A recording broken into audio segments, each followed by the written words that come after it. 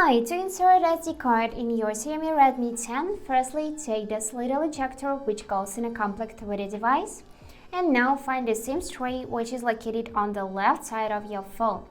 Here you can see this little hole in which you need to insert your ejector.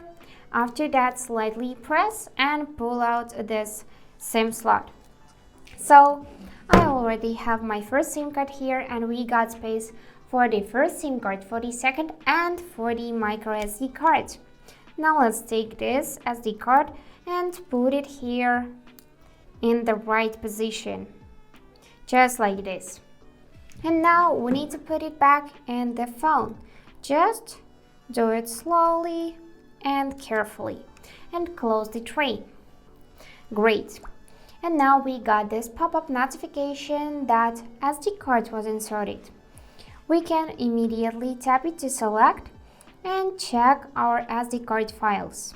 Here you can transfer files from this SD card to your phone and check everything in this app, which is called File Manager. Just open it, go in the storage, and here you can see your SD card and your phone's internal storage.